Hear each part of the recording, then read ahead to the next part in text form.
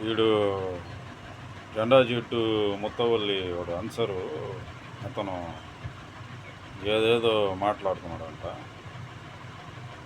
ఏదో నన్నెవరు కదిలిచ్చేది, నన్నెవరు మసీదులో నుంచి తీసేది అని అంటున్నాడంట. చిన్నంగా బ్రేక్ ఇచ్చాం. ఎండాకాలం సెలవులేంట, రంజాన్ నెల కదా, రంజాన్ నెలలో మనం గొడవలు పెట్టుకోకూడదు. ఏదైనా ఉంటే వక్ బోర్డు వాళ్ళ దగ్గర పోయి తెలుసుకుంటాం. అది ఎవరికి పంపించాలో లెటర్ వాళ్ళకి పంపిస్తాను. కానీ నేను ఒకటే చెప్తున్నాను, మనిషి లేనప్పుడు మాట్లాడటం కాదు, మనిషి ముందర మాట్లాడు, దానికి నేను సమాధానం చెప్తా. నువ్వు మసీద్ డబ్బులే ఈ రకంగా తినేస్తా ఉంటే, నేను ఫైట్ చేస్తుంటే నీ గురించి నువ్వు ఇట్లా తినేస్తున్నావు అని చెప్పి నేను ఫలానా వాడు తినేస్తున్నాడు రా నాయన అని చెప్పి మొక్కుకుంటా ఉంటే, నువ్వు మామైదే నన్ను ఏం చేయలేరు, నన్ను ఇది చేయలేదు అది చేయలేరు అంటే ఏడు నుంచి వచ్చావు? ఈ ఊరేది? గుంటూరు నుంచి వచ్చాము. మేము ఆడ పుట్టి పెరిగాం. జెండా వీధిలో మాకు తాతకి పేరు ఉంది, మా ఫ్యామిలీకి ఒక పేరు ఉంది. పుట్టింది కూడా ఆడే, పెరుగుంది కూడా ఆడే.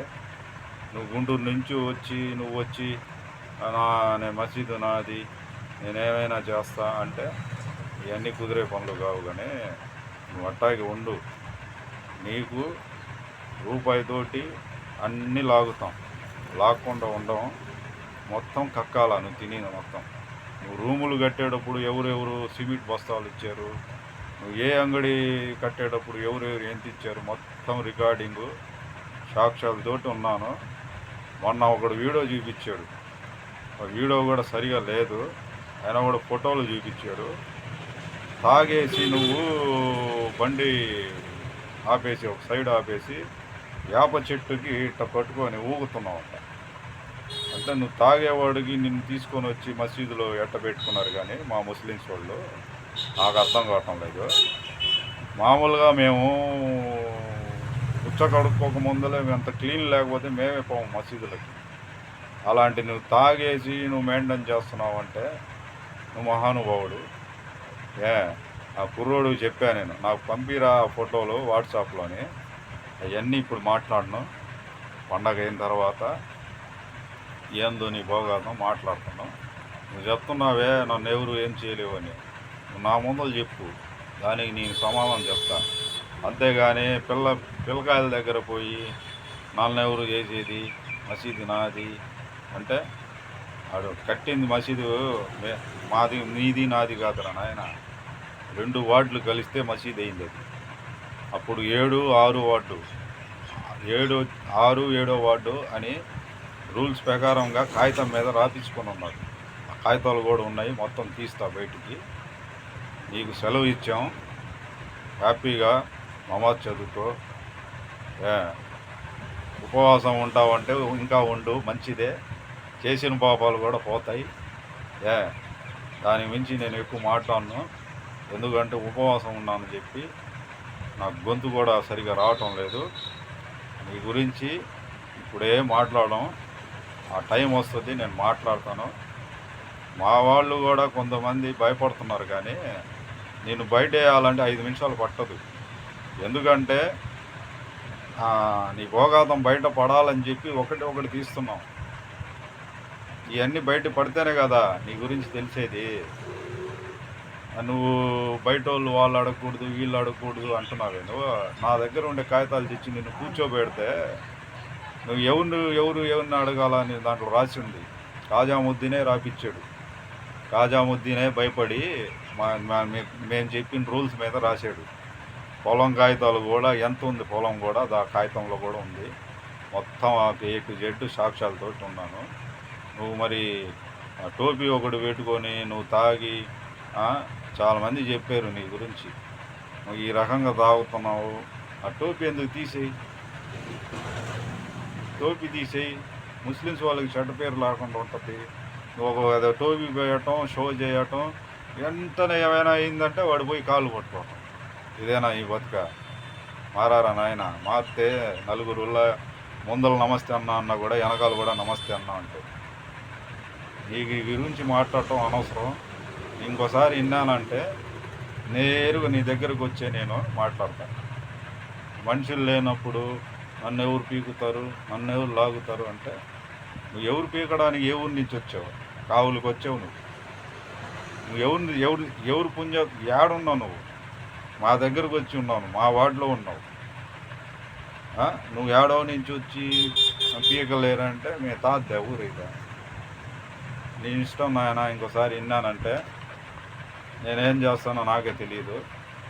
నేను గౌరవం ఇచ్చి ఆ రోజే గమ్ముగైపోయా. పోయి పోలీస్ కంప్లైంట్ తీసుకోండి, ఇప్పుడు కత్తి చూపించాడు, అది చూపించాడు అన్నావే. నేను పిలిచారు, వెళ్తే ఒకటే అన్నారు, అంత పద్ధతిగా మాట్లాడారు ఎస్ఐ గారు కానీ సిఐ సార్ కానీ. అయ్యా ఎందుకయ్యా గొడవలు, నీ గురించి మొత్తం చెప్పారు. నేను ఆయన వాళ్ళ ఇలువ ఇచ్చేసి నేను గమ్ముగా వచ్చేసాను. ఇంకోటి ఏంటంటే ఇవన్నీ ఏదైనా ఎన్ని అడ్డాలు వేసినా కూడా నేను మాత్రం నీకు వదిలే సమస్య లేదు. నేను ఎందుకంటే ఇప్పుడు దాకా సోన్లే వదిలేద్దాంలే అనుకున్నాను. నువ్వు మా ఏరియాకు వచ్చి మా మసీద్ డబ్బులు తినేసి నువ్వు ఇష్ట ప్రకారంగా ఎవరైనా మాట్లాడితే వాడిని తిట్టడం, వాళ్ళ అమ్మల్ని తిట్టడం, వీళ్ళ అమ్మల్ని తిట్టడం, నువ్వు తిడతానే ఉంటావు. మా వాళ్ళు అసలు నాకు తెలిసి మా వార్డులో కొంతమంది వేస్ట్.